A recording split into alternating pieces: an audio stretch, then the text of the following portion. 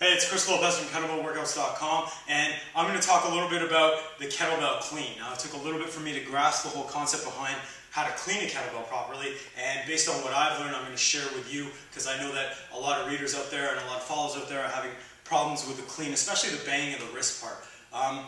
The mentality behind the clean is making sure that you've got what's called quiet elbows. So if you think about the swing or the snatch, you've got loud elbows, where your elbows are flaring out here, kind of on a one-arm swing, or even on the snatch where you've got to take your elbow and bring it all the way up. Whereas with the clean, what you really want to think about is keeping your elbows almost tucked into the side, so it's not veering way out to the side and it's not coming too far in front. And what that does is that limits the amount of sway or flip that the kettlebell will experience and not banging you in the forearm. So quiet elbows when you're thinking about cleaning. Now, as with every ballistic kettlebell exercise, everything is rooted from the swing. So in order for you to create that float in the bell, to get that bell into that rack position, you've got to have a really powerful hip drive. So I've got a 24 kilogram bell here in front of me, and I'm going to do a couple of cleans and then talk to you about some pointers to get you to understand how not to get that bell to bang into your wrist like what most kettlebell trainees have a problem with. So I've got the 24K here,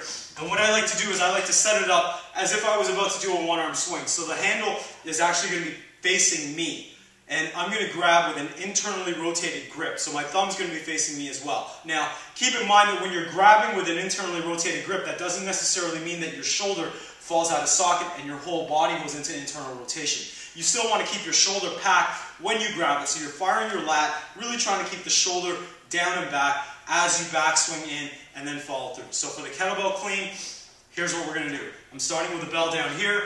I've got a good grip on it. I'm going to make sure my shoulder is packed. I've got a flat back. My abs are braced. My hips are back. I'm going to hike past the bell through my knees, and then we're going to bring it right up into the rack position. So bracing my abs and up and racking it. So you'll notice that my thumbs are up, or my hands, my fingers are pointed up. I've got it in a good rack position, so I'm rooted into the ground. My abs are based. My glutes are tight. My quads are tight as well, and I'm not leaning back trying to counterbalance that weight. So I'm nice and rooted into the ground.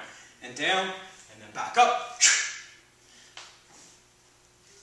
And I'm going to turn around over to the side so you can see how quiet my elbows are.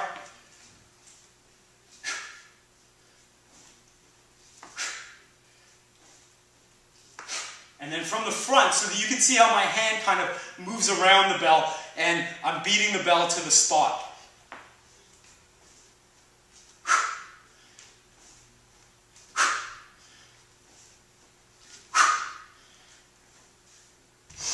So as you can see, one of the main teaching points for me was to really try to spear the bell and move around it. So not so much so that my elbow is coming all the way out and then following through, but so that I'm kind of watching the bell and following it with my hands, getting a feel for it as I beat it to the spot, and then spearing it right away and getting into that rack position so that it's not banging into my forearm.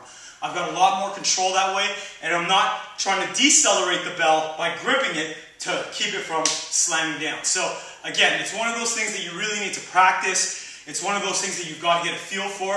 If there's a little bit of advice that I can give you about this exercise is, as much as you're tempted to go with a light or a very light bell, what you'll find is if you have your hip drive down pat, you'll get a lot of float in the bell, and the likelihood of it slamming down onto that wrist becomes very high because all that momentum is floating that bell upwards. So if you can go with maybe one more half pood heavier than what you're lifting, so another 4 kilograms heavier than what you anticipate you should be doing with the clean, see how that works out for you, and you should be able to control the bell a little bit more.